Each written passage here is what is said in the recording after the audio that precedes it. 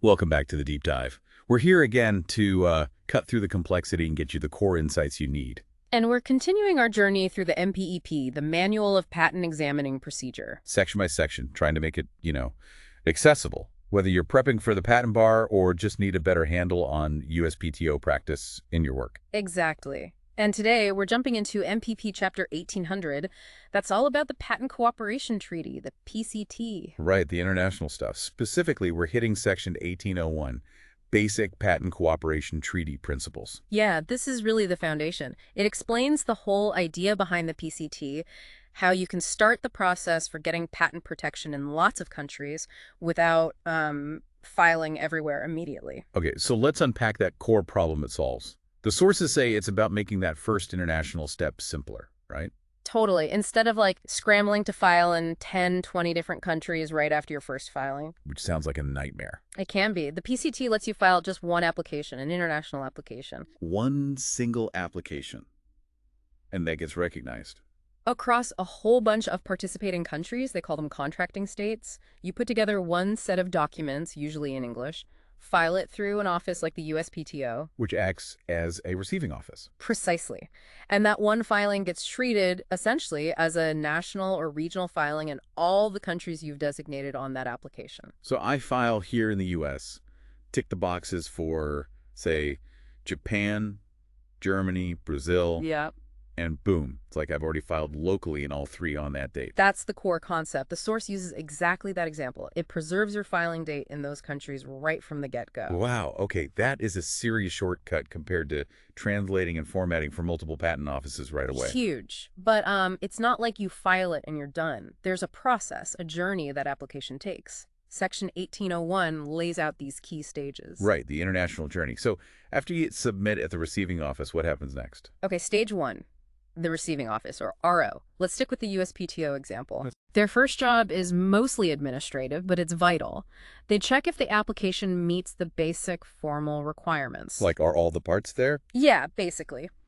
They grant the international filing date, that crucial date we talked about, collect the fees, and then, importantly, they forward copies. Copies go where? To the main players internationally.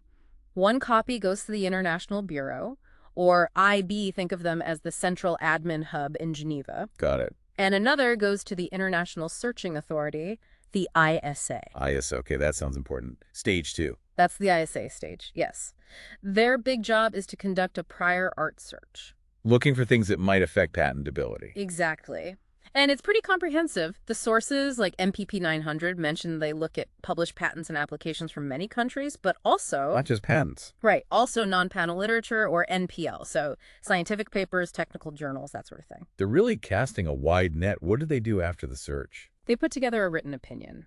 This gives their initial assessment on whether your claimed invention meets the key PCT patentability criteria. Which are?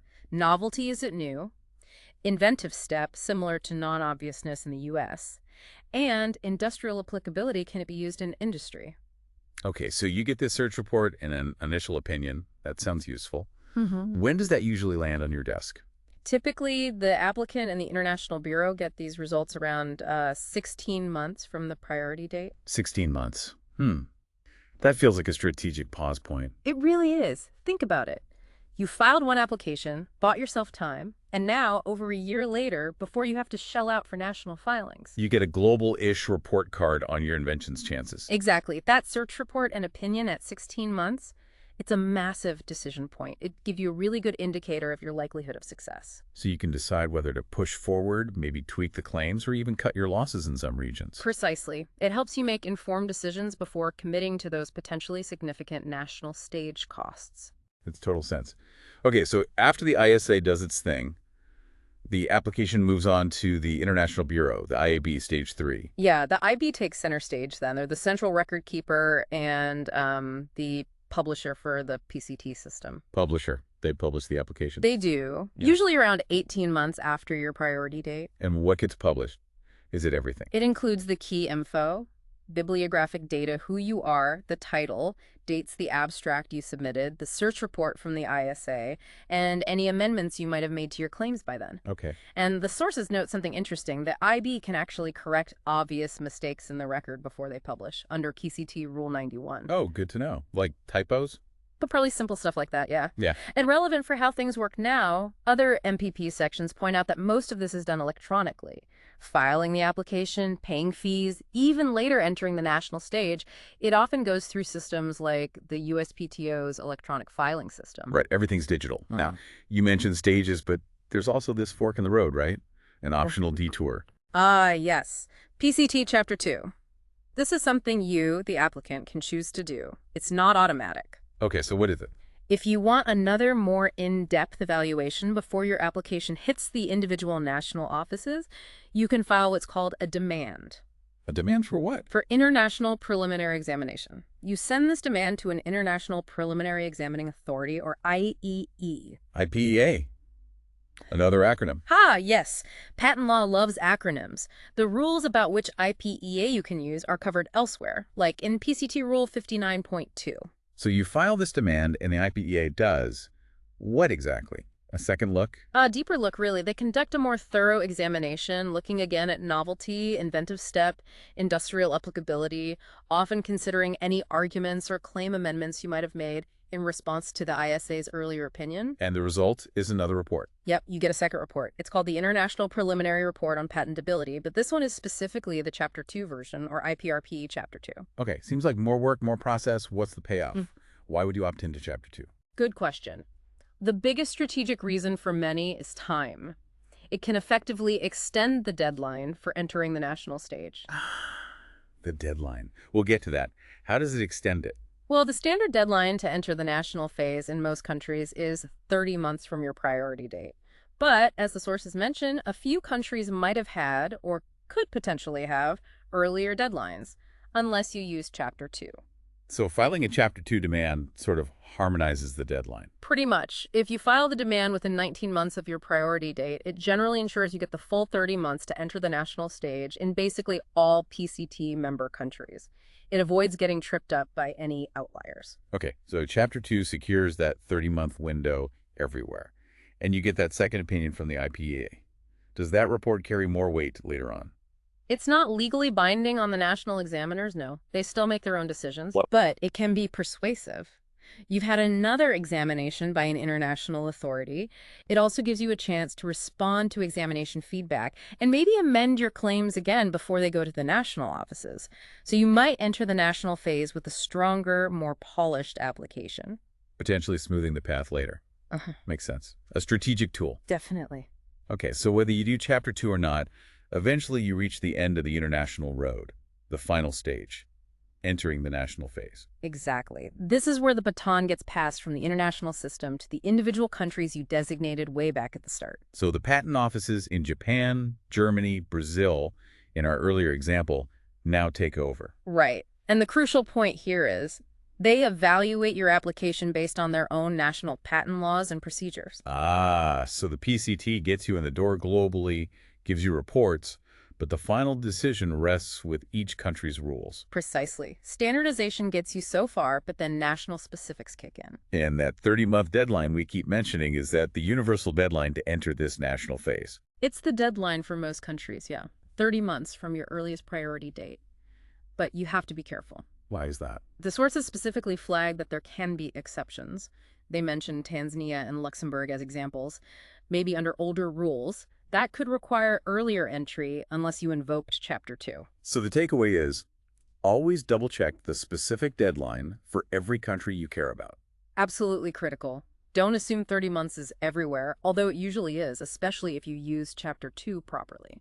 And if you're bringing that PCT application back into the U.S. for the national phase, then you're typically entering under 35 U.S.C. 371, and that means complying with specific U.S. rules. like what?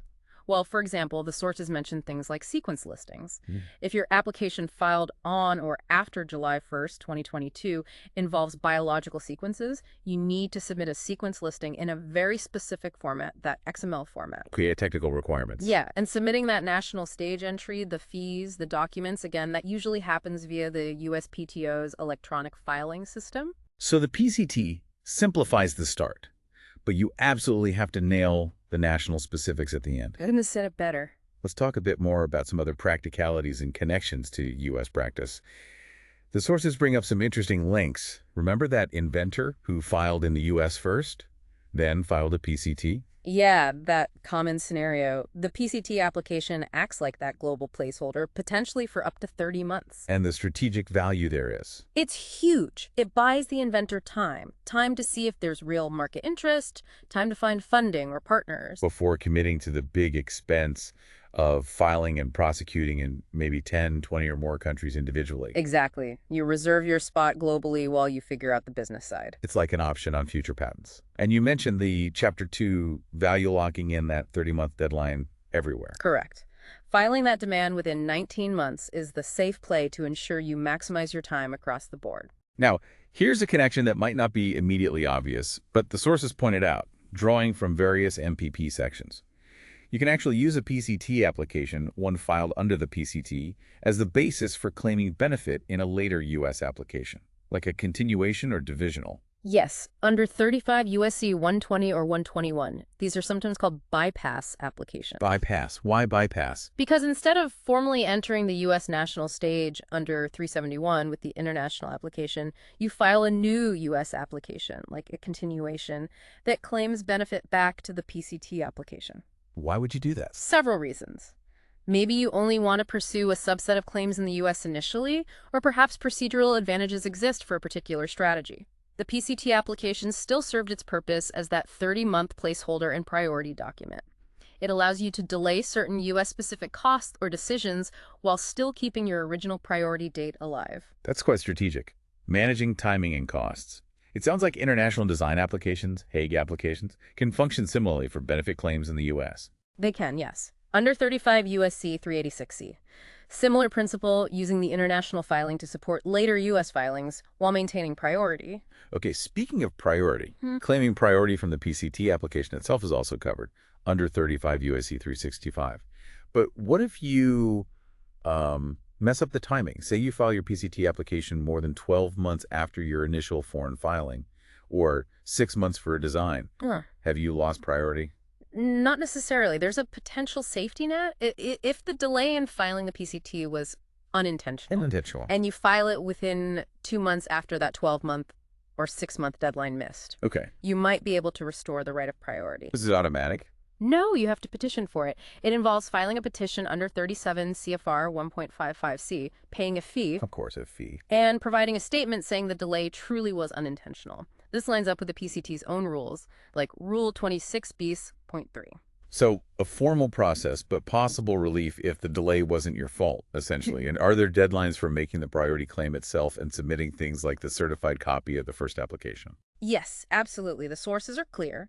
You generally need to make the priority claim and file the certified copy, while the application you're filing now, like the PCT or the U.S. national stage, is still pending. You can't just add it years later. Right. 37 CFR 1.55G and MPP 213.04 stress that timing. You need to be diligent about it. Got it. Lots of procedural details there. Okay, let's zoom out. If we were to boil down MP 1801, what are the absolute must-know takeaways for you, our listener? Well, first, the core idea. The PCT lets you file one international application to simplify that initial global step. Buys you time, delays costs. Right. Then remember the key stages. Receiving office checks formalities, ISA does the search and gives an opinion, ID publishes it, and then there's that optional Chapter 2 for deeper examination and deadline security with the IPEA. And finally, the handover to the national phase, where individual country laws take over and you need to meet their specific requirements and deadlines, like the U.S. rules under 371. Exactly. The PCT streamlines the beginning, but securing the actual patent always comes down to national procedures. Understanding how these international and national systems interact is fundamental. So what does this all mean for you, the learner? If you're studying for the patent bar, or you're an inventor or professional navigating international IP? Understanding these basic PCT principles laid out in 1801 is just essential.